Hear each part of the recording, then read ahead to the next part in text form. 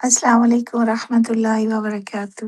کیا حال ہے؟ آپ کیسے؟ امید ہے آپ ٹھیک ہوں گے انشاءاللہ تعالی۔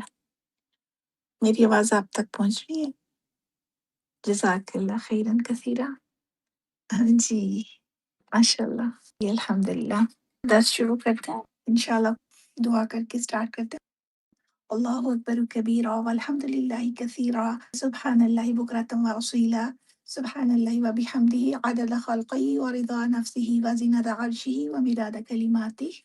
یا رب لك الحمد كما ينبغي لجلال وجهك ولعظيم سلطانك، نحمده ونصلي ونسلم على رسوله الكريم، أما بعد فأعوذ بالله من الشيطان الرجيم، بسم الله الرحمن الرحيم، رب يسر ولا تعسر وتمم بالخير وبك نستعين يا فتاح رب زدني علما، رب اشرح لي صدري ويسر لي أمري واحلل عقدة من لساني يفقهوا قولي، اللهم انفعنا بما علمتنا، علمنا ما ينفعنا وزدنا علما، اللهم إنا نسألك علما نافعا وعملا متقبلا ورزقا طيبا وهدى قيما وإيمانا دائما، اللهم إنا نعوذ بك من علم لا ينفع ومن قلب لا يخشع ومن نفس لا تشبع ومن دعوة لا يستجاب لها، اللهم فقهنا في الدين، آمين ثم آمين۔ اللهم أرنا الحق حقا وارزقنا اتباعه وأرنا الباطل باطلا وارزقنا اجتنابه، آمین یا رب العالمین۔ یا اللہ ہمیں حق راستہ دکھا اور اس پر چلنے کی توفیق دے، اور یا اللہ تعالیٰ جو بھی باطل ہے وہ بھی ہمیں سجائی دے اور اس سے بچنے کی ہمیں توفیق عطا فرمائیے، آمین یا ربی۔ قرآن پاک کی آیا 248 تک ہم نے کر لیا، تو انشاءاللہ تعالی ہم آیا 249 سے 252 تک ٹرائی کریں گے کہ ہم کر لیں۔ تو میں ورڈ بائی ورڈ ٹرانسلیشن پہلے بتاتی ہوں، پھر انشاءاللہ تعالی اس کا ہم بامحاورہ ترجمہ دیکھ کے تو اس کی تھوڑی سی تفصیلی پوائنٹس دیکھ لیں گے۔ فلما، پس جب، فصلہ، فصلہ جدا ہونے کو کہتے ہیں، پس جب جدا ہوا، طالوت بالجنودی لشکر کے ساتھ، قال اس نے کہا، انا بے شک، اللہ مبتلیکم آزمانے والا ہے تمہیں، کم کی ضمیر جو ہے تم سب کو، مبتلی وہ آزمانے والا ہے یعنی اللہ سبحانہ وتعالی، کم تم سب کو، بنہرین ساتھ ایک نہر کے، فمن پس جو کوئی، شریبا اس نے پیا، منہ اس میں سے، تو جو کوئی نہر میں سے پیے گا، فلیسا پس نہیں ہے، منی مجھ سے، یعنی کہ وہ اس کے ساتھ نہیں پھر چل سکے گا بادشاہ کے ساتھ، من اور جو کوئی لم نہیں، یا تو عام ہو چکھے گا اس کو، تو آئینی مادہ طعام بھی ہم کہتے ہیں کھانے کو کہتے ہیں، تو جو اس کو نہیں چکھے گا فإنہ تو بے شک وہ منی مجھ سے ہے، الا مگر، من جو کوئی ایک طرفہ بھر لے، غرفتن ایک چلو، مطلب یہ کہ جو نہیں پیے گا سوائے اس کے کہ وہ ایک چلو بھر پانی جیسے اس میں سے اگر لے لے تو اس کی اجازت تھی، بیادی ہی اپنے ہاتھ کا، تو جو کوئی بھر لے، غرفتن ایک چلو، بیادی ہی اپنے ہاتھ کا، فشربو پس پی گئے وہ سب، جمع کا صیغہ ہے، واؤ سے ہمیں پتہ چل رہا ہے، پس وہ سب پی گئے، منہو اس میں سے، الا مگر، قلیلاً تھوڑے، منہم ان میں سے، تو سب تھوڑے تھے ان میں سے جنہوں نے نہیں پیا، ورنہ سب نے اس میں سے پی لیا۔ فلما پس جب، جاوزہ پار اترا اس سے، ہوا وہ مینس کے طالوت بادشاہ، والذین اور وہ لوگ، آمنو جو ایمان لائے، معہو اس کے ساتھ، تو اتنے لوگ جو تھے وہ کراس کر سکے اس نہر کو، قالو انہوں نے کہا، لا نہیں، طاقت کوئی بھی طاقت، لنا ہمارے لیے، الیوم آج، بھی جالوتا جالوت کے ساتھ، وجنود ہی اور اس کے لشکر، یعنی طالوت اور اس کے ساتھ جو ساتھی جنہوں نے نہر کراس کی تھی، انہوں نے کہا کہ آج ہمارے پاس بالکل بھی طاقت نہیں ہے، یعنی ہم بہت کمزور ہیں جالوت اور اس کے لشکروں کے مقابلے میں۔ قالا کہا، الذین ان لوگوں نے، یظنون جو یقین رکھتے تھے یا جانتے تھے، انہم یہ کہ وہ، ملاقو ملنے والے ہیں، اللہ سے، یعنی جو اللہ کے روبرو حاضر ہونے پر یقین رکھتے تھے، انہوں نے کیا کہا، کم کتنے ہی، من فیتن بہت ساری جماعتیں، قلیلتن تھوڑی، غلبت غالب ہوئی ہیں، فیتن جماعت، کثیرتن زیادہ پر، یعنی کئی دفعہ ایسا ہوا ہے کہ بہت چھوٹی سی جو جماعتیں تھی وہ غالب آ گئی بڑیوں پر، بِإِذْنِ اللہ اللہ کے اذن کے ساتھ، جو ایمان والا ہوتا ہے نا تو وہ تھوڑا بھی ہوتا ہے تو اللہ کی مدد اس کے ساتھ ہوتی ہے۔ تو اس طرح جو اللہ کے روبرو حاضر ہونے کا یقین رکھتے تھے، انہوں نے یہ کہا کہ بعض اوقات تھوڑی سی جماعت نے اللہ کے حکم سے بڑی جماعت پر فتح حاصل کی ہے۔ اللہ اور اللہ مع ساتھ ہے صابرین صبر کرنے والوں کے۔ تو یہاں پر صبر کی بھی اہمیت بتائی گئی ہے کہ جو صبر رکھتے ہیں، استقلال کا معنی بھی آپ اس کا یہاں پر کر سکتے ہیں۔ اللہ استقلال رکھنے والوں کے ساتھ ہے۔ ولما اور جب برزو ظاہر ہوئے لی جالوتا جالوت کے لیے و جنودی اور اس کے لشکر کے، یعنی کہ جب وہ ان کے مقابل آگے ظاہر ہوئے بھی آپ کہہ سکتے ہیں، مقابل آنے کا ترجمہ آپ کر سکتے ہیں، اور جب وہ لوگ جالوت اور اس کے لشکر کے مقابل ہوئے، قالو انہوں نے کہا، مطلب اللہ سے انہوں نے دعا کی، ربنا اے ہمارے پروردگار، افرغ ڈال دے تو علینا ہم پر صبرن صبر و ثبت اور ثابت رکھ اقدامنا ہمارے قدم، وانصرنا اور مدد کر ہماری علی القوم الکافرین کافر قوم پر، یعنی ہمیں کفار پر فتح یاب کر۔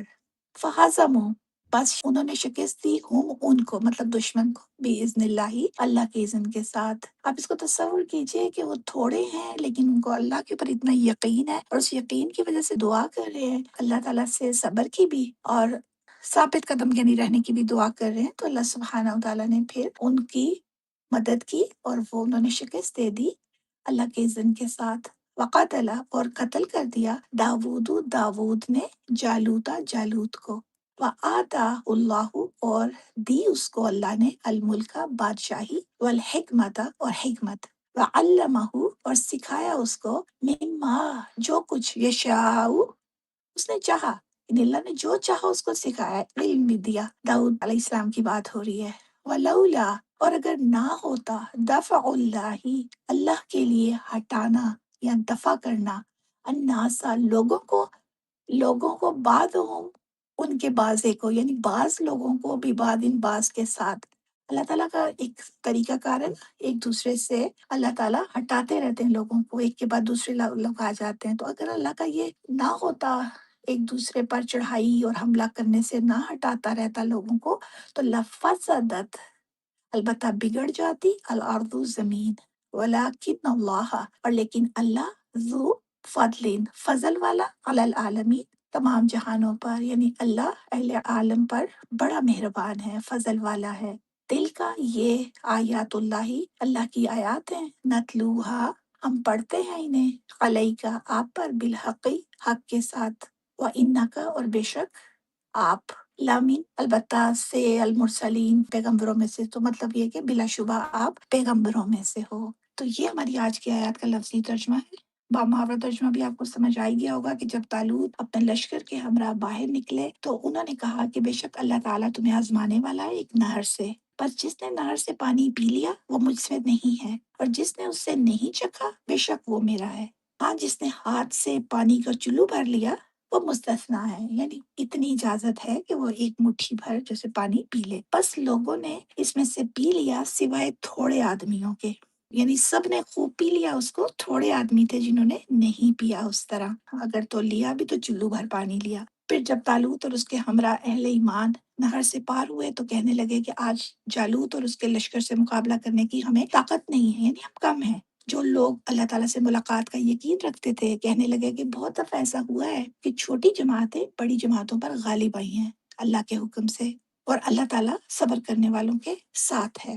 اور جب وہ لوگ جالوت اور اس کے لشکر کے مقابلے میں آئے تو اللہ سے دعا کی کہ اے پروردگار ہم پر صبر کے دہانے کھول دے اور ہمیں لڑائی میں ثابت قدم رکھ اور لشکر کفار پر فتح یاب کر۔ تو طالوت کی فوج نے اللہ کے حکم سے ان کو شکست دے دی، اور داؤد نے جالوت کو قتل کر ڈالا، اور اللہ نے ان کو بادشاہی اور دانائی بخشی اور جو کچھ چاہا سکھایا۔ اور اگر اللہ تعالیٰ لوگوں کو ایک دوسرے پر چڑھائی اور حملہ کرنے سے نہ ہٹاتا رہتا تو ملک تباہ ہو جاتا، لیکن اللہ اہل عالم پر بڑا مہربان ہے۔ یہ اللہ کی آیتیں ہیں جو ہم تم کو سچائی کے ساتھ پڑھ کر سناتے ہیں، اور اے محمد صلی اللہ علیہ وسلم تم بلا شبہ پیغمبروں میں سے ہو۔ یہاں پر آج ہمارا سیکنڈ جز بھی کمپلیٹ ہو گیا۔ تو جیسا کہ پیچھے ابھی بتایا ہے کہ طالوت کو بطور بادشاہ تقرر کیا تھا اللہ کے نبی نے بنی اسرائیل کی درخواست کے مطابق، اور پھر اس کے بعد انہوں نے اسے اپنا رہبر تسلیم پہلے کرنے سے انکار کیا کیونکہ وہ غریب آدمی تھا، اس کے پاس مال و دولت نہیں تھی، ہمارا تو یہ چیزیں اس کے پاس ہونی چاہیے۔ اسی میں انہوں نے بھی کہا کہ ہم تو بادشاہت کے زیادہ حقدار ہیں، مگر اللہ کے نبی نے فرمایا کہ اللہ تعالیٰ نے طالوت کو علم بھی دیا اور جسمانی طاقت سے بھی نوازا ہے، اور یہ انتخاب چونکہ اللہ تعالیٰ کا ہے، جس کو چاہے وہ بادشاہت دے دے، تمہیں اس پر اعتراض نہیں کرنا چاہیے۔ اور اللہ کے پیغمبر نے فرمایا کہ دیکھو، طالوت کے تقرر کی نشانی یہ ہے کہ وہ تمہارا مقدس صندوق، جس میں انبیاء سابقین کے بعض تبرکات محفوظ ہیں، اور جسے تمہارے دشمن اٹھا کر لے گئے تھے، وہ تمہارے پاس فرشتے واپس لے کر آئیں گے۔ تو چنانچہ ایسے ہی ہوا، اور وہ مقدس صندوق ایک بیل گاڑی کے ذریعے خود بخود طالوت کے دروازے پر پہنچ گیا۔ اب قوم نے طالوت کو بادشاہ تسلیم کر لیا، اور اس کی سرکردگی میں دشمن سے جنگ کے لیے تیار ہو گئے۔ اب یہاں پر آج کی آیتیں ہمیں بتا رہی ہیں کہ لشکر طالوت کی دشمن کے مقابلے کے لیے روانگی، اور پھر رستے میں جو ان کو واقعات پیش آئے ان کا تذکرہ ہے۔ تو طالوت بادشاہ کی سرکردگی میں فوج کی تیاری شروع ہوئی۔ عام اعلان کیا گیا کہ تمام کے تمام صحت مند جوان فوج میں بھرتی ہو جائیں۔ چنانچہ 80,000 کا لشکر جرار تیار ہوا، اور دشمن بھی بڑا طاقتور تھا۔ تو قوم عمالقہ کا سردار تھا وہ جالوت، اور آپ کو یاد ہوگا کہ جب موسیٰ علیہ السلام کی قوم کو کہا گیا تھا کہ فلسطین جائیں اور اپنا علاقہ ان سے واپس لیں، تو انہوں نے انکار کر دیا تھا کہ وہ اتنی طاقتور قوم تھی۔ پھر بعد میں ان کی نیکسٹ جنریشن جو آئی تھی، تو جنہوں نے بزدلی نہیں دکھائی تھی، تو پھر انہوں نے وہ وہاں پہنچے تھے۔ تو یہ قوم عمالقہ کے ساتھ مقابلہ تھا، اور وہ جالوت تھا نا ان کا سردار، تو 10 فٹ قد کا یہ نوجوان تھا، بڑا ہی طاقتور تھا، تو اسے دیکھ کر بھی دہشت آتی تھی۔ بائبل کی روایتوں میں آتا ہے کہ جالوت کی ڈھال جو ہے نا وہ 3 من وزنی تھی۔ چہرہ چھوڑ کر اس کا باقی سارا جسم پورا کا پورا ذرہ میں محبوس ہوتا تھا، اور اس کے علاوہ بھی بڑے بڑے طاقتور نوجوان موجود تھے اس کی فوج میں، مگر سب کافر اور مشرک تھے۔ لشکر طالوت کا ان لوگوں کے ساتھ اب مقابلہ تھا۔ تو اس آیت سے پتہ چلتا ہے کہ اسلامی لشکر بعض مخصوص اور صاف کا حامل ہونا چاہیے تاکہ اسے دشمن کے مقابلے میں کامیابی حاصل ہو۔ سب سے پہلی بات کیا سامنے آئی تھی کہ کسی سپاہی میں حرص کا مادہ نہ ہو۔ اگر سپاہیوں میں، لڑنے والوں میں حرص اور لالچ پیدا ہو گیا تو وہ ناکام ہو جائیں گے۔ طبیعت میں استقلال ہونا چاہیے، چھوٹی چھوٹی آزمائشوں میں گھبرانا نہیں چاہیے۔ اسلام کے سپاہی کے لیے مستقل مزاجی ایک بہت ہی اچھی علامت ہے۔ اس کے علاوہ صبر جو ہے نا، یہ بھی ملت ابراہیمی کا ایک بہت بڑا اصول ہے۔ صبر، شکر، اللہ کا ذکر، نماز، عقیدہ توحید، اس پر پختگی، پھر اللہ تعالیٰ کے جو شاعر ہوتے ہیں ان کی تعظیم اور دعا، یہ سارے اصول ہیں کامیابی کے۔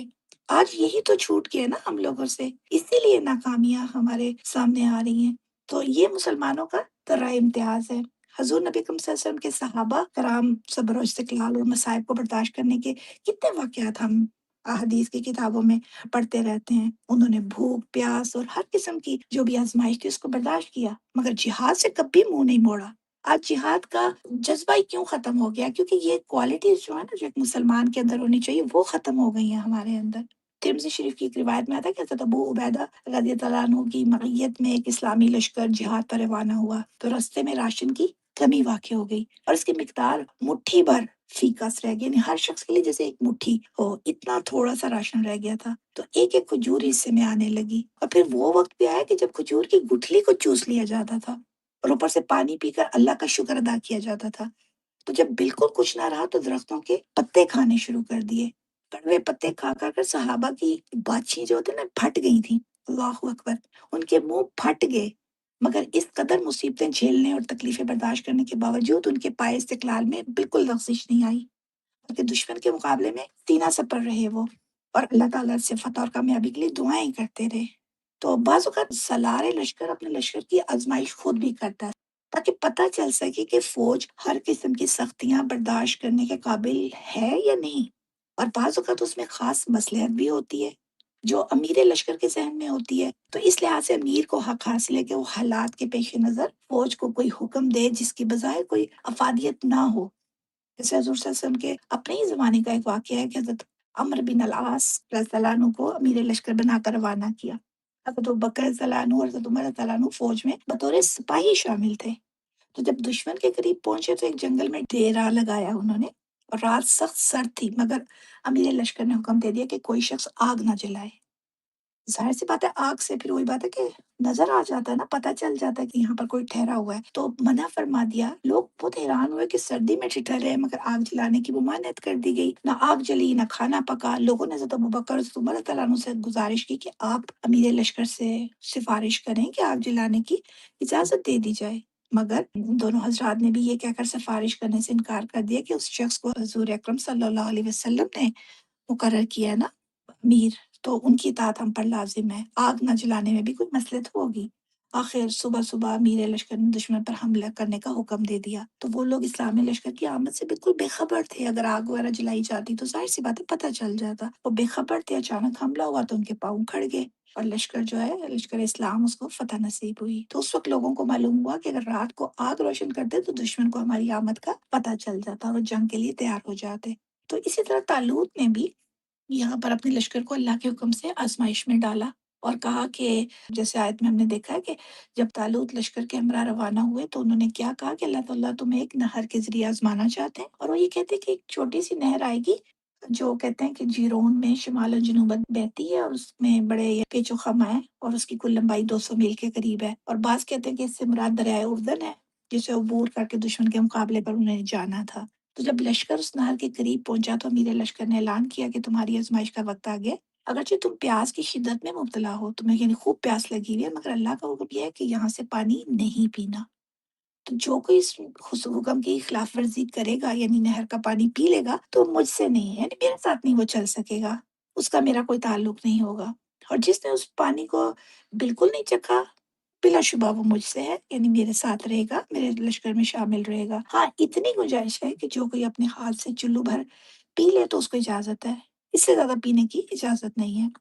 اب فلیح منی کے الفاظ بہت ساری حدیث مبارکہ میں آپ نے سنے ہوں گے، جیسے نبی پاک صلی اللہ علیہ وسلم نے کئی دفعہ امت کو کسی کام سے روکا اور ساتھ کہا کہ جو ایسا کرے گا وہ فلیح منی، وہ مجھ سے نہیں ہے۔ جیسے اللہ آپ صلی اللہ علیہ وسلم نے فرمایا کہ من راغب عن سنتی فلیس منی، جو میری سنت سے اعراض کرے وہ مجھ سے نہیں ہے۔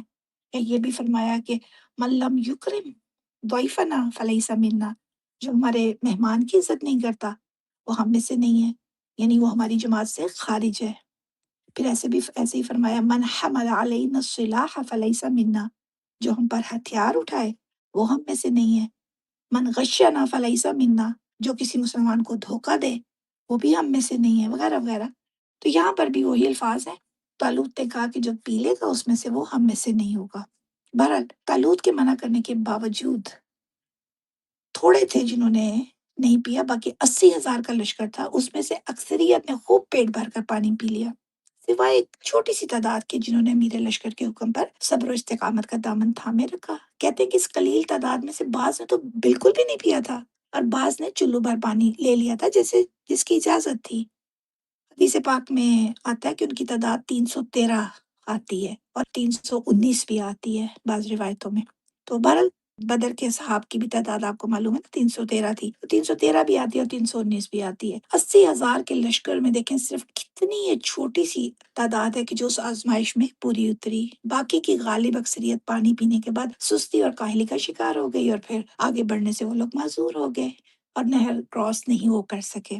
اور پھر جب نہر کراس کر لی انہوں نے، جو اہل ایمان تھے وہ نہر سے پار پہنچے تو جالوت کا لشکر وہاں موجود تھا۔ حضرت عبداللہ بن عباس رضی اللہ عنہ اور دوسرے مفسرین کرام کے حوالے سے علماء فرماتے ہیں کہ اس وقت طالوت کے لشکر 3 گروہوں میں تقسیم ہو چکا تھا۔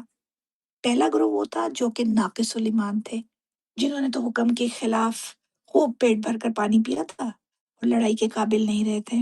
دوسرا گروہ کامل ایمان والے لوگوں کا تھا جنہوں نے چلو بھر پانی پیا تھا، مگر یہ گروہ اپنے قلت تعداد کی بنا پر دشمن کے لشکر سے خوف زدہ تھے۔ ان کے دل میں خوف تھا کہ دشمن تو بہت بڑا ہے، بہت طاقت میں ہے، تو ہم تو بہت تھوڑے سے ہیں، جیسے ابھی میں نے ذکر کیا کہ 313 یا 319 افراد تھے، تو ان کے دل میں خوف تھا کہ اتنے بڑے لشکر سے مقابلہ کیسے ہوگا۔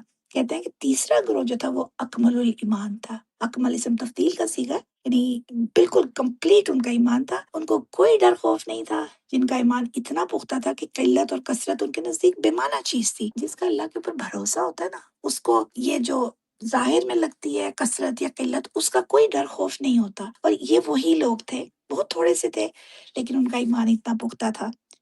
تو پہلا گروہ تو بہرحال تھک ہار کے بیٹھ گیا، کو تو کراس ہی نہیں کیا انہوں نے، تو نہر کو انہوں نے تو جنگ की तरफ मुँह करने की हिम्मत ही नहीं थी। दूसरा ग्रोह कहने लगा कि अपनी किल्लत तादाद की वजह से हम जालूत और उसके लश्कर से लड़ने की ताकत नहीं रखते, यानी हम कमज़ोर हैं। अगर लड़ाई शुरू की तो हम मगलूब हो जाएँगे। तो 80,000 का लश्कर वो देखें लेकर निकले थे, उसमें से सिर्फ 313 बाकी हैं और ये भी दुश्मन से बहुत चूँकि कम तादाद है तो इसलिए डर एक दिल में। तीसरा ग्रोह अलबत्ता जो है ना, जिसके लिए वर्ड यहाँ पर आया यज़ुन्नून, ज़ा नून नून मादा होता है ज़न, ज़न गुमान को भी कहते हैं और कहीं पर ये यकीन के माना में भी इस्तेमाल होता है। तो यहाँ पर उन लोगों के यकीन कामिल की बात हुई है कि उनको इतना यकीन था कि हम अल्लाह से मुलाकात करने वाले हैं। जिस शख्स को मरने के बाद अल्लाह ताला के साथ मिलने का यकीन कवी कामिल होता है ना, वो कभी भी नहीं डरता किसी चीज़ से।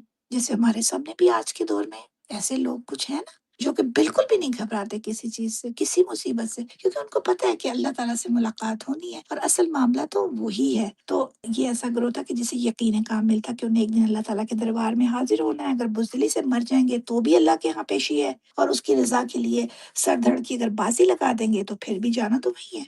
वो हमारी नीयतों से वाकिफ़ है, लिहाज़ा उन्होंने लश्करियों को तसल्ली दी। क्या कहा कि देखो, तादाद की किल्लत और कसरत की वज़ह से जंग नहीं लड़ी जाती, बल्कि उसके लिए बामकसद और पुरखुलूस जज़्बे की ज़रूरत होती है।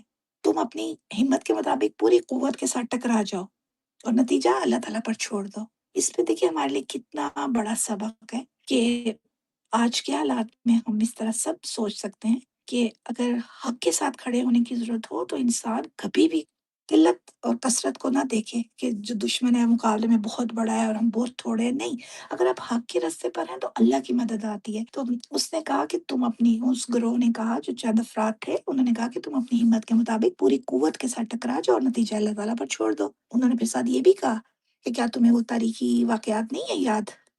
कम मिन फ़ियतिन क़लीलतिन, कितने ही कलील तादाद के लश्कर थे, ग़लबत फ़ियतन कसीरतन बिइज़्निल्लाह, जो अल्लाह के हुक्म से कसीरुल तादाद लश्करों पर गालिब आए हैं। यानी बहुत छोटे-छोटे लश्कर थे, लेकिन अल्लाह, जैसे बदर की मिसाल हम पढ़ के आए, 313 अफ़राद और 1000 अफ़राद थे दुश्मन के और फिर अल्लाह सुब्हानहू व तआला ने फ़रिश्तों के ज़रिए मदद की। बहुत बड़ा लश्कर है और मुसलमानों को दिखाया कि उनका बहुत छोटा लश्कर है, तो उससे एक हिम्मत आ गई उनके अंदर।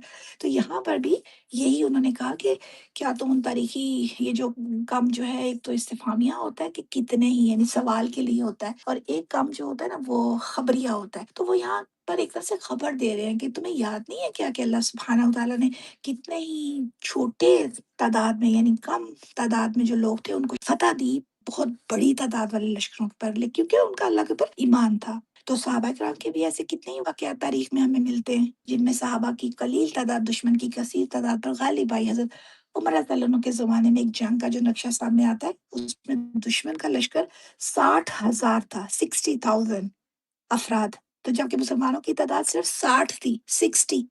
तो इस वाक़ये के मुतालिक किसी शायर ने भी कहा कि ग़ज़ा सित्तून व हुम सित्तून अल्फ़ा मअ हाज़ा तवल्लौ मुदबिरीन।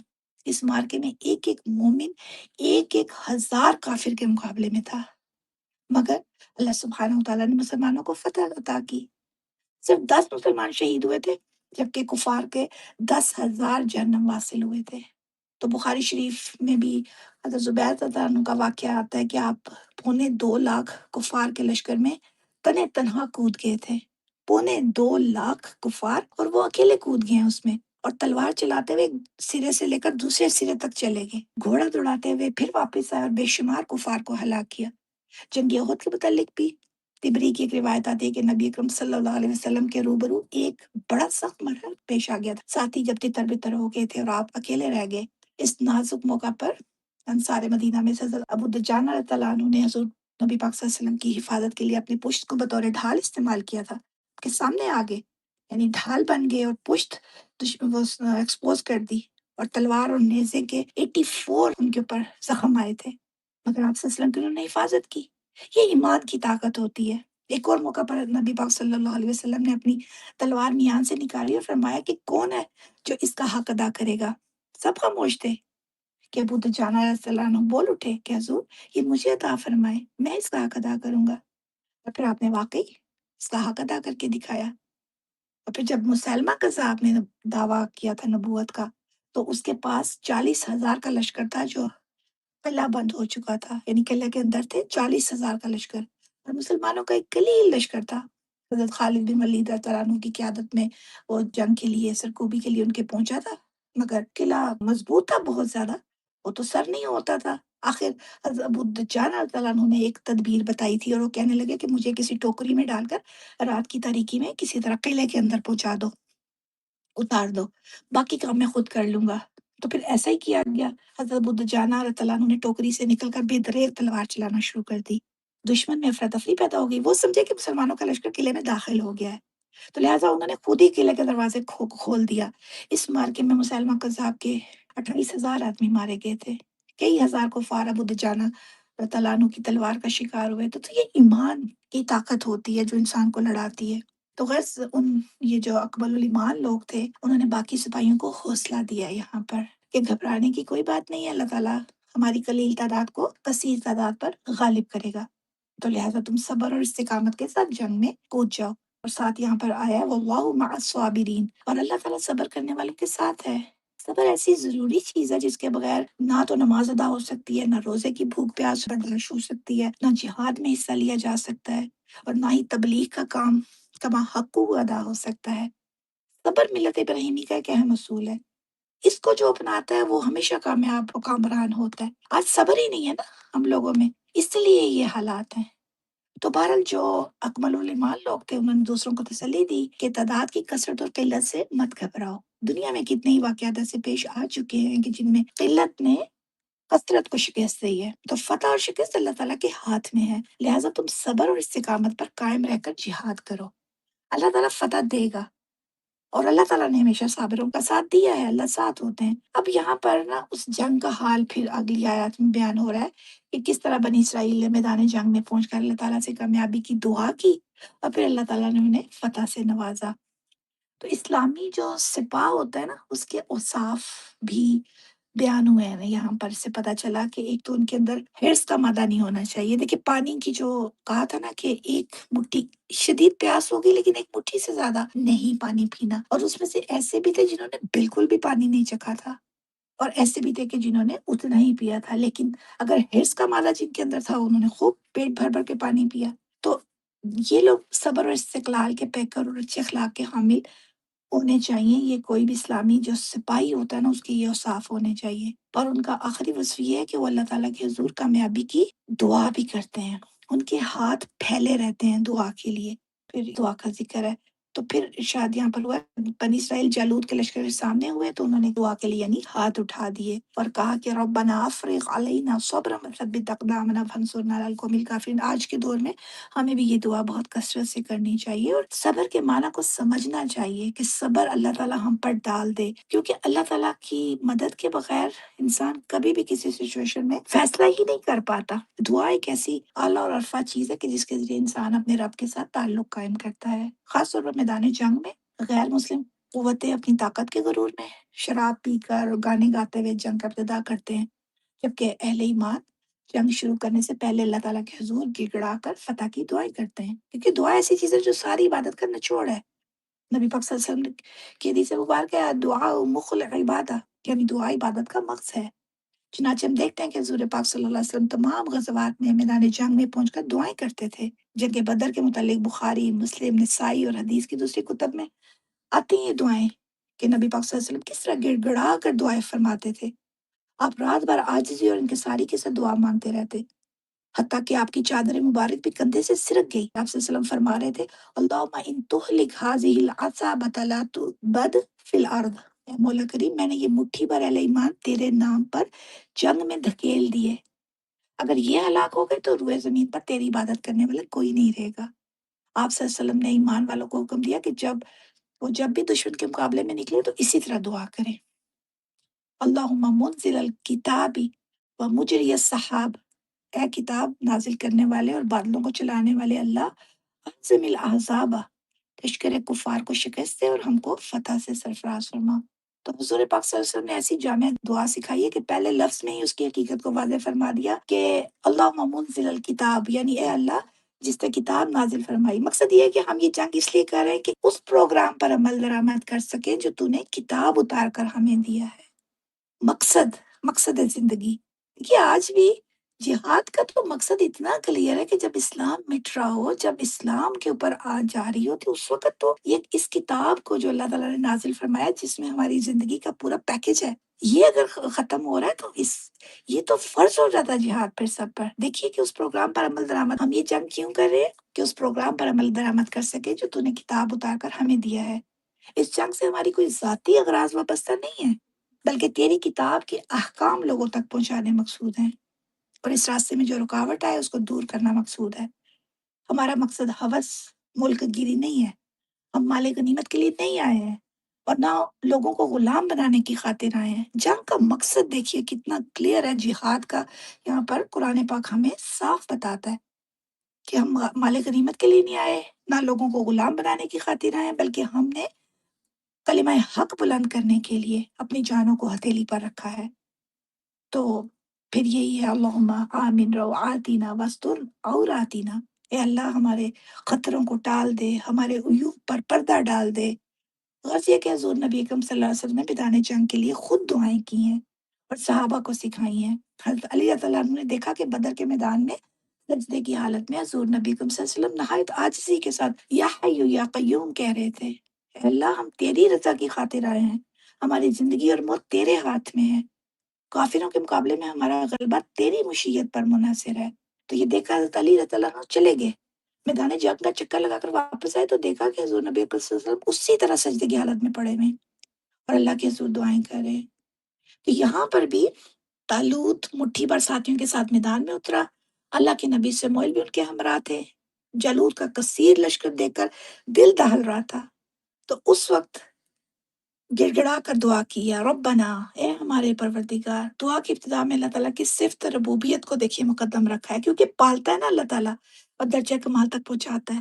یہ صفت ربوبیت اللہ تعالیٰ کی کا کرشمہ ہے، جس کی وجہ سے انسان کو ذرے سے لے کے دیکھیے ایک پانی کے گندے پانی کے قطرے سے لے کے ایک انسان اور طاقت اور جوانی اور پھر اتنا کچھ اللہ تعالیٰ دیتے۔ رب ہونے کی اللہ کی یہ صفت ہے ربوبیت، تو اسی کے ساتھ پکارا ربنا، اور اس کے ساتھ اپنی عاجزی اور انکساری کا بھی اظہار ہوتا ہے نا، جیسے کہ ہم دیکھتے ہیں اکثر قرآن پاک کی دعائیں ان کی ابتدا میں ربنا آتا ہے، جیسے ربنا آتنا فی الدنیا، ربنا حب لنا، ربنا اغفر لنا، ربنا افرغ یہاں پر ہے، ٹھیک ہے۔ افرغ جو ہے یہ فعل امر ہے اور باب فعال سے ہے، ڈال دے پوری طرح، جیسے پور کرتے نا کوئی چیز، علینا صبرن، ہم پر صبر انڈھیل دے، اس کا یوں بھی آپ ترجمہ کر سکتے ہیں، یعنی ہم میں صبر کا مادہ پیدا ہو جائے، وثبت اقدامنا، اور ہمیں ثابت قدم رکھ، ہمارے پائے استقلال میں بالکل بھی لغزش نہ آنے پائے، کیونکہ یہ ہمت طاقت اللہ تعالیٰ دے سکتے ہیں، کوئی انسان نہیں کر سکتا، اس کے بس میں نہیں ہوتا۔ تو دل دیکھیں یہاں پر دعا کی بھی اہمیت کس قدر آئی ہے کہ پہلے انہوں نے دعا کی ہے، اور ہم حالانکہ ان کو پورا یقین تھا، اور انہوں نے دوسرا وہ جو گروہ تھا جو تھوڑا خوف زدہ تھے، ان کو بھی تسلی دے رہے تھے کہ چھوٹی جماعتیں اللہ کے حکم سے بڑی جماعتوں پر غالب آ جاتی ہیں، تو ہم بھی، یعنی ان کو اتنا یقین تھا، پھر بھی دعا کی ہے انہوں نے، تو دعا کی بھی اہمیت کا ہمیں پتہ چلتا ہے۔ تو یہ ایسا موقع تھا کہ دشمن کی قوت کو دیکھ کر اہل ایمان کو سخت پریشانی لاحق تھی، حتیٰ کہ قرآن پاک میں جیسے آتا ہے بالغت القلوب الحناجر، ان کے دل اچھل کر گلے تک آ گئے تھے، ایسا منظر تھا۔ تو اس حالت میں وہ رب العزت سے دعا کر رہے تھے کہ مولا کریم ہمیں دشمن کے مقابلے میں صبر کی دولت عطا کر اور ہمارے قدموں کو ثابت رکھ، اور پھر آخری بات کہ یہ کہ وانصرنا علی القوم الکافرین، کافروں کے خلاف ہماری مدد فرما اور ان پر ہمیں غلبہ عطا فرما۔ کفار کفر کے پروگرام کے داعی ہیں اور اہل ایمان حق کا کلمہ بلند کرنا چاہتے ہیں، یہی تو ہے نا دونوں کا مقصد، نیکی، اطاعت، اور اللہ تعالیٰ کی رضا کا پروگرام جو ہے وہ ایک مسلمان، ایک مومن نافذ کرنا چاہتا ہے۔ تو جب وہ اللہ تعالیٰ کے کسی پروگرام کو نافذ کرنا چاہے گا تو اللہ سبحانہ وتعالیٰ اس کی مدد کریں گے۔ جب جالوت نے دیکھا کہ مقابلے میں معمولی سا لشکر ہے تو وہ تکبر میں آ گیا نا، کیونکہ وہ تو بہت بڑی لشکر تھا اس کا، تو اس نے دیکھا کہ میرے مقابلے میں معمولی سا لشکر ہے، تو اس نے کہا کہ میری ساری فوج کو تو لڑنے کی ضرورت ہی نہیں ہے، اس لشکر کے لیے تو میں اکیلا ہی کافی ہوں۔ اس زمانے میں جنگ کا یہ طریقہ کار ہوتا تھا کہ ابتدا میں دونوں طرفوں سے ایک ایک آدمی نکلتا تھا، مقابلہ کرتا تھا، پھر دونوں طرف میں سے ایک ایک اور سپاہی نکلتا تھا، حتیٰ کہ عام جنگ پھر شروع ہو جاتی تھی۔ حضور اکرم صلی اللہ علیہ وسلم کے زمانے میں جنگ بدر میں بھی ایسا ہی ہوا تھا کہ جب کفار مکہ نے مقابلے کے لیے مسلمانوں کو للکارا تو مسلمانوں کی طرف سے انصار مدینہ میں سے کچھ جان باز نکلے تھے، مگر کفار نے کہا کہ یہ تو مدینے کے کاشتکار ہیں، ہمارے مقابلے کے لیے ہمارے ہم پلہ لوگ آئے، تکبر کا ایلیمنٹ دیکھیے یہاں پر نظر آتا ہے۔ چنانچہ حضور صلی اللہ علیہ وسلم نے حضرت علی رضی اللہ عنہ، حضرت حمزہ رضی اللہ عنہ اور حضرت عبیدہ رضی اللہ عنہ کو میدان میں آنے کا حکم دیا تھا۔ ادھر سے حضرت عبیدہ رضی اللہ عنہ شہید ہوئے تھے اور کفار کے 3 جوان جو تھے جہنم واصل ہوئے تھے۔ تو بہرحال علیہ السلام کے لشکر میں حضرت داؤد علیہ السلام کے والد عیسیٰ یا یسی بن عبید کہتے ہیں وہ شامل تھے۔ حضرت داؤد نہیں تھے شامل جنگ میں، ان کے والد شامل تھے۔ ان کے والد کے 6 بیٹے تھے جن میں داؤد علیہ السلام سب سے چھوٹے تھے۔ کہتے ہیں کہ آپ کم سنی کے باعث جنگ میں شرکت کے لیے نہیں آئے تھے، بلکہ اپنے بڑے بھائیوں کو سامان پہنچانے کے لیے وہاں پہنچے تھے۔ تو ادھر اللہ کے نبی کو جب حکم ہوا کہ جالوت کے مقابلے کے لیے داؤد کو نکالو، اب سموئیل علیہ السلام ہے نا ان کے اندر، اللہ کے نبی ہم پڑھ چکے ہیں، طالوت تو بادشاہ تھا اور داؤد علیہ السلام اپنے بھائیوں کو جنگ کا سامان پہنچانے کے لیے وہاں آئے ہیں، اور اللہ تعالیٰ کے نبی کو حکم ہوا ہے کہ جالوت کے مقابلے میں داؤد کو نکالو۔ آپ نے ان کے باپ کو بما 6 بیٹوں کے طلب کیا اور بمطابق حکم الہی داؤد علیہ السلام سے پوچھا کہ وہ جالوت کا مقابلہ کریں گے کیا؟ تو انہوں نے اس بات میں یعنی ہاں کر دی کہ ہاں میں کروں گا۔ چنانچہ اللہ کے نبی نے آپ کو جالوت کے مقابلے کے لیے نکالا۔ کم سن تھے دیکھیے بہت، آپ نے تلوار، تیر یا نیزہ استعمال کرنے کی بجائے دشمن پر پتھر پھینکنے کا فیصلہ کیا۔ گرچہ آپ کم سن تھے مگر بہت ذہین اور پتھر چلانے کے بڑے ماہر تھے۔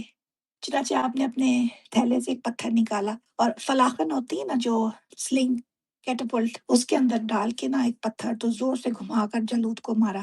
جالوت جو ہے جیسے کہ بتایا کہ سر سے لے کے پاؤں تک لوہے میں غرق تھا، صرف اس کا ماتھا کھلا ہوا تھا، پتھر وہیں جا کر لگا اور سر کے پار نکل گیا۔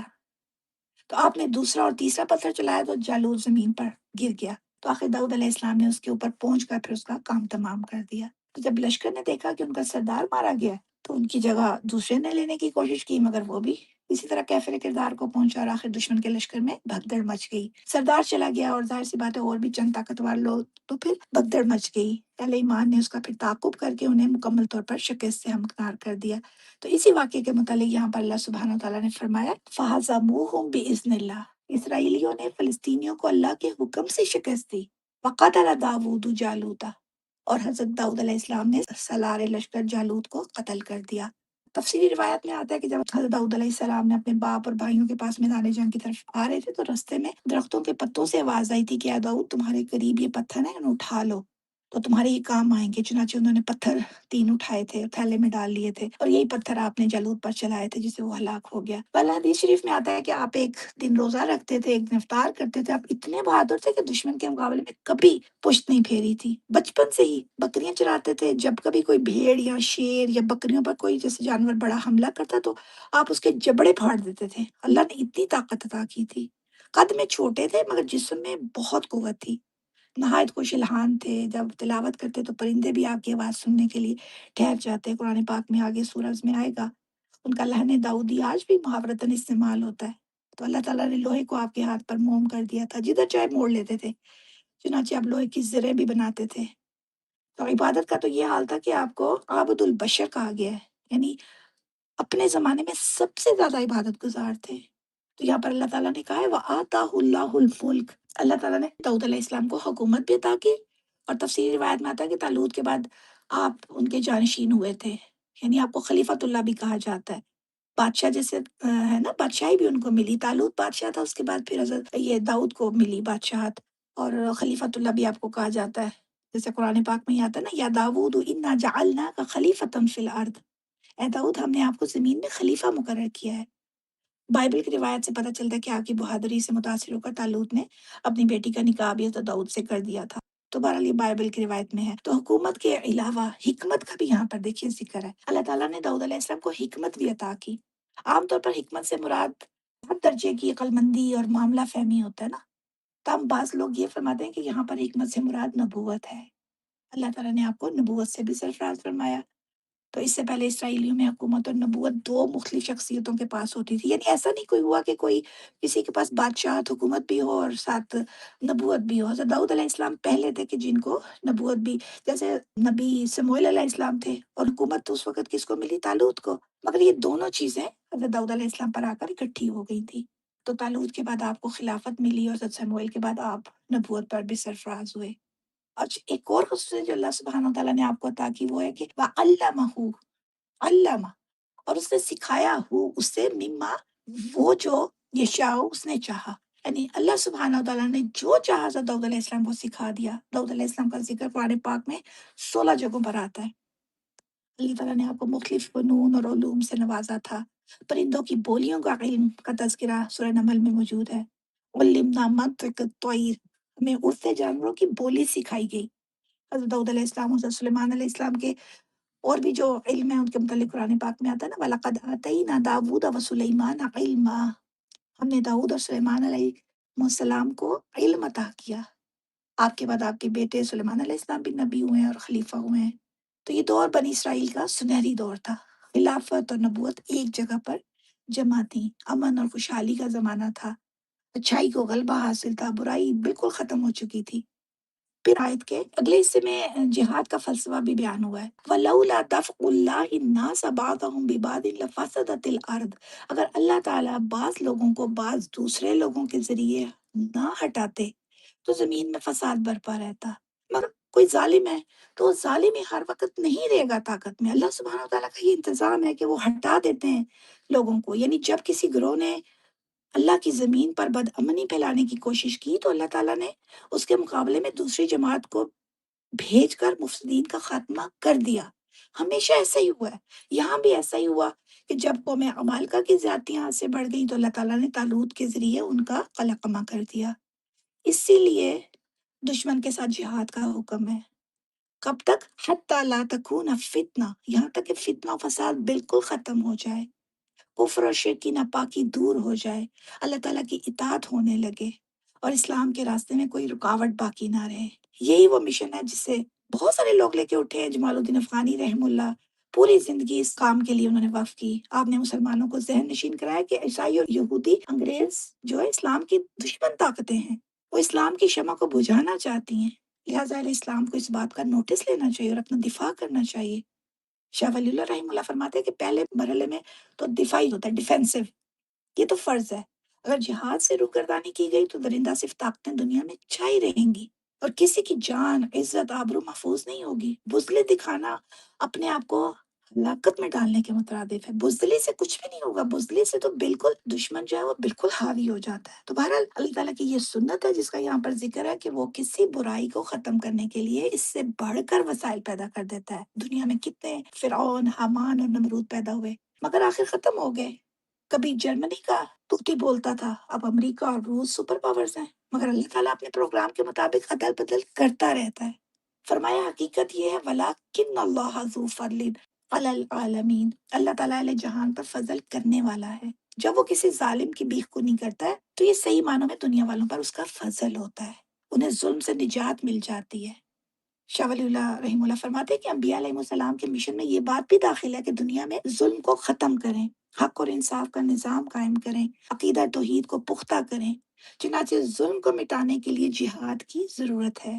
جہاد کی مشروعیت پھر اگلی بھی اب آیات میں آئے گی اور بھی قرآن پاک میں دوسرے مقامات پر آتی ہے۔ تو یہاں پر پھر جو آخری آیت ہے اس کو اگر آپ دیکھیے تو اس میں یہی ہے کہ یہ اللہ تعالیٰ کی آیتیں ہیں جو ہم آپ کو حق کے ساتھ سناتے ہیں، اور بے شک آپ اللہ تعالیٰ کے رسولوں میں سے ہیں۔ تو بنی اسرائیل کے واقعات بیان کرنے کے بعد اللہ تعالیٰ نے حضور خاتم النبیین صلی اللہ علیہ وسلم کی نبوت کا بطور خاص اور پھر تمام انبیاء کی نبوت کا تذکرہ کیا ہے۔ دیکھیے اس سے پہلی آیت میں جہاد کی حکمت بیان فرمائی تھی اور معترضین کا جو اعتراض ہے اس کا رد تھا، واضح کیا تھا کہ اگر جہاد فرض نہ کیا جاتا تو مفسدین زمین میں فساد برپا کر کے اس کو خراب کر دیتے۔ تو اس لیے جہاد کی اس وقت ضرورت ہوتی ہے جس وقت زمین میں خوب فساد ہوتا ہے، مگر اللہ تعالیٰ نے اپنی رحمت فرمائی اور بدامنی کے خاتمے کے لیے جہاد کا حکم دیا، کیونکہ اگر جہاد کا حکم نہ ہو تو زمین میں تو فساد ہی رہے گا نا۔ تو اللہ تعالیٰ کا حکم پھر جہاد کا ہوتا ہے، اور پھر اس کے بعد تمام انبیاء اپنے اپنے دور میں جہاد کرتے آئے ہیں۔ اسی سے ہم نے طالوت کا ذکر کیا جو کہ سموئیل نبی کے زمانے میں ہوا۔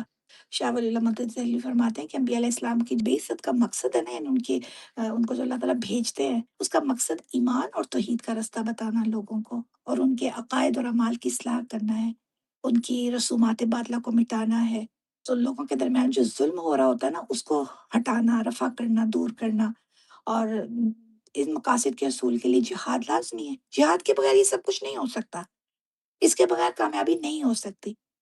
اور شاہ صاحب فرماتے ہیں کہ معاشرے میں ظلم اور زیادتی برپا کرنے والے لوگوں کی مثال ایسی ہے جیسے جسم میں کوئی پھوڑا ہوتا ہے، جب تک اس پھوڑے کو کاٹ نہیں دیا جاتا جسم تندرست نہیں ہو سکتا۔ اسی طرح جب تک فسادی لوگوں کو جڑ سے نہیں اکھاڑ دیا جاتا، معاشرے میں امن و امان قائم نہیں ہو سکتا۔ اور اسی آپریشن کا نام جہاد ہے۔ اور پھر ساتھ اللہ تعالیٰ نے نبی پاک صلی اللہ علیہ وسلم کی نبوت اور رسالت کی تصدیق بھی فرمائی ہے نا۔ بنی اسرائیل کا واقعہ بیان کیا، موت سے ڈر کر وہ بھاگ کھڑے ہوئے تھے، مگر اللہ تعالیٰ نے انہیں رستے میں ہی موت سے ہمکنار کر دیا۔ پھر اللہ کے نبی نے دعا کی تو اللہ تعالیٰ نے انہیں دوبارہ زندگی دی۔ پر آگے اور بہت سارے واقعات ہیں۔ اب یہاں پر یہ جو اللہ تعالیٰ نے فرمایا نا کہ دل کا آیات اللہ نتلوہا علیک بالحق، یہ اللہ کی نشانیاں ہیں، اللہ کی آیتیں ہیں جنہیں ہم آپ کو حق کے ساتھ سناتے ہیں، وہی الہی کے ذریعے بتاتے ہیں۔ ورنہ آپ نے کوئی تاریخ نہیں پڑھی، اور نہ کسی تاریخ میں ایسے واقعات موجود تھے۔ یہ تو آپ صلی اللہ علیہ وسلم کی نبوت اور رسالت کی نشانی ہے کہ اللہ تعالیٰ نے آپ کو وہ واقعات بتائے ہیں جو کہ آپ صلی اللہ علیہ وسلم کے سامنے تو نہیں ہوئے اور نہ آپ نے پڑھے ہیں کہیں سے۔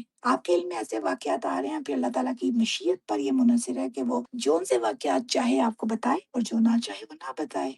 ایک اور جگہ پر بھی آتا ہے کہ اور اگر اللہ چاہتا تو یہ واقعات آپ کو نہ سناتا۔ یہ چیزیں آپ کی نبوت کی دلیل کے طور پر اللہ تعالیٰ قرآن پاک میں بتاتے ہیں، اور یہاں پر بھی یہ دلیل ہے۔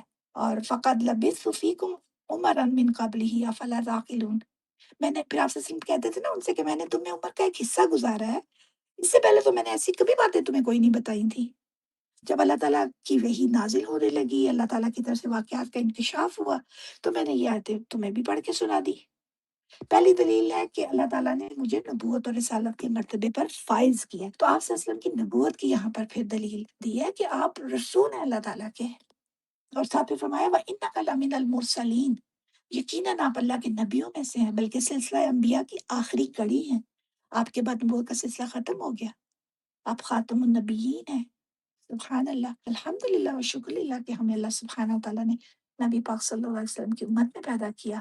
اللہ تعالیٰ ہمیں قرآن پاک کا بہترین فہم نصیب کرے، اور قرآن پاک ہمیں ہر چیز میں گائیڈ کرتا ہے۔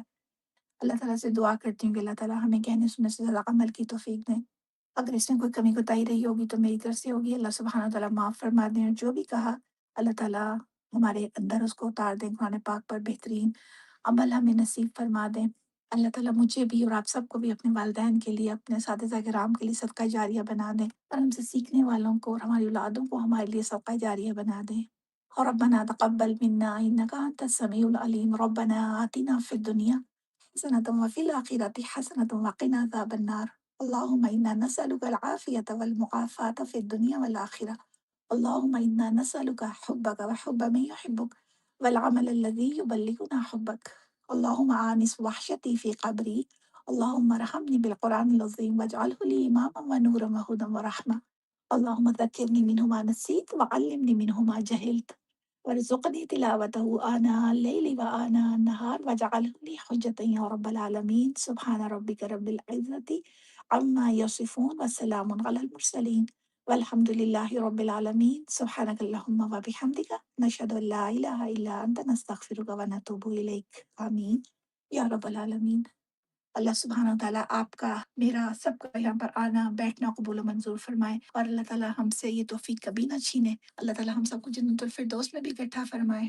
ہمارے ملک پاکستان پر، پوری دنیا کے مسلمانوں پر اللہ سبحانہ و تعالیٰ اپنی عافیت نازل کرے، اور ہمیں صحیح معنوں میں اپنی زندگی کے مقصد کو پہچاننے کی توفیق دے، کیونکہ جس کی بھی جتنی زندگی ہے وہ ختم نہیں ہونے والی ہے، فانی زندگی ہے۔ اللہ ہماری ابدی زندگی کو سنوار دے، ہمیں اتنی سمجھ دیں، اور اللہ تعالیٰ ہمیں ایسے لوگوں کے ساتھ جوڑیں جو ہمارے لیے ہمیشہ خیر کا راستہ دکھانے والے ہوں، آمین۔ جزاکم اللہ خیرا کثیرا کثیرا۔ السلام علیکم ورحمۃ اللہ وبرکاتہ۔